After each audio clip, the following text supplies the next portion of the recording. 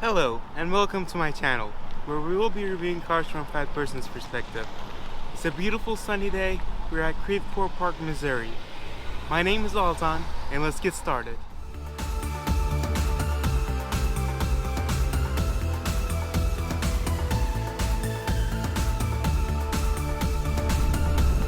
Yeah, will you bet?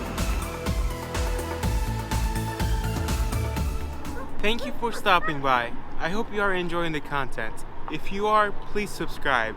I will greatly appreciate it. Today we'll be reviewing my good friend Mike's 2019 Ford Taurus SHO.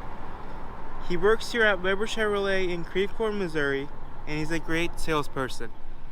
If you're in the market for a new car, give them a call.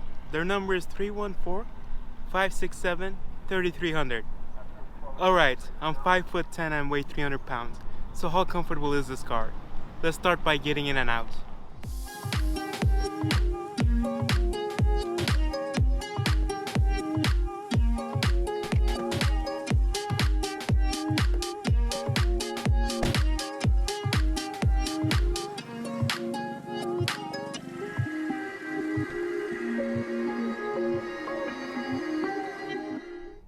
Getting in and out is pretty straightforward. Once you're inside, the seats are very comfortable. My fat butt likes it. But there's not much room in here. My both sides are pushing against the door and the center console. From outside, the car looks really large, but the design inside is terrible. Hardly any room for my fat butt. The center console and the doors are really wide.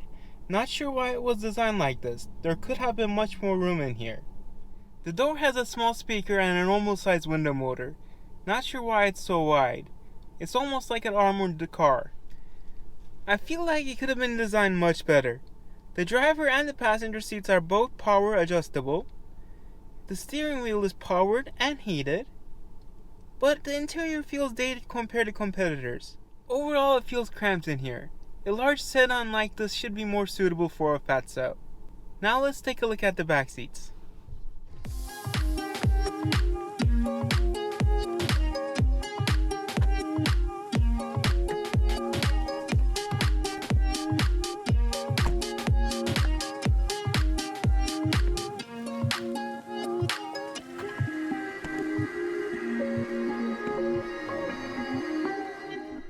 Getting in and out of the back seat is hard.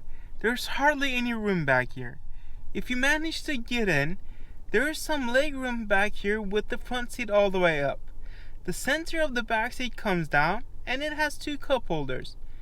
With that down, my sides are pushing against the door and the centerpiece. The doors have the same large design as the front. The cool thing is, in the back seats are heated and there are two vents back here. Next up is the trunk. The trunk is fairly large, unlike the interior. It has 20.1 cubic feet of space, and the rear seats goes down, creating more space than the trunk. I am pretty sure I would fit, but I don't want to damage the car while attempting to get my fat butt in the trunk. Now we know how comfy this SHO is for a fatty, let's talk about the features it has. We'll also go over the optional packages. Total MSRP for this car started at $42,975 when it was brand new without any added options.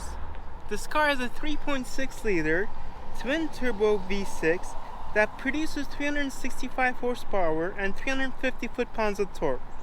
With the all-wheel drive system, you can get up to 60 miles an hour in 5.2 seconds and complete the quarter mile in 13.8 seconds. It's pretty impressive since it almost weighs 4,500 pounds. And it only has a V6. The SHO gets 16 miles per gallon in the city and 24 miles per gallon on the highway. It has a big 19-gallon fuel tank. Next up, let's talk about the features this car has. It has a push-button start, which is pretty standard on most new cars, remote start, upgraded dual-tone seats, automatic rain-sensing wipers, and blind zone alert.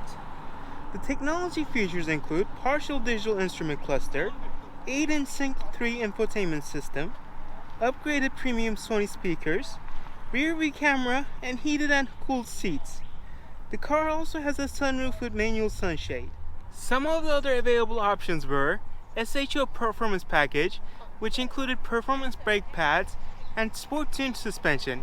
You could have also added the driver assist package, which included stuff like adaptive cruise control and lane keep assist. A couple of the honorable mention goes to dual exhaust system and upgraded 20-inch wheels. Now let's take a closer look at the technology inside, starting with the partial digital instrument cluster. It has a unique setup. The right and left side of the display is digital, and the center is analog. Let's start with the right side, where you have 3 different views. First one is entertainment, which will show you what's playing. Then you have navigation, where it will give you turn-by-turn directions when you have a destination set.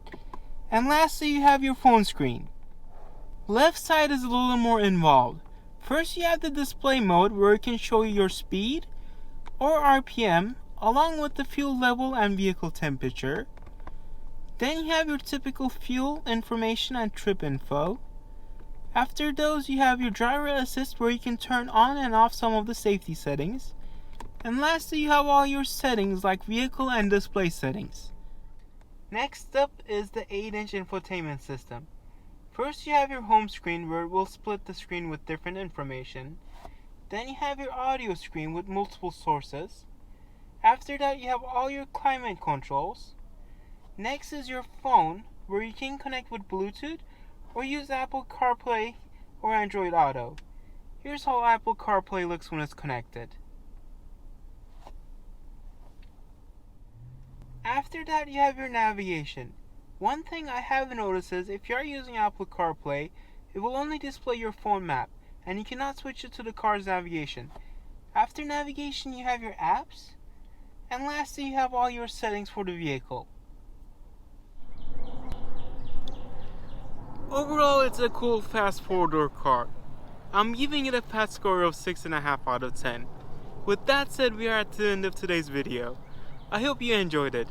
If you did, please give it a big fat like, and if you want to see more, please subscribe. See you on the next video. Goodbye.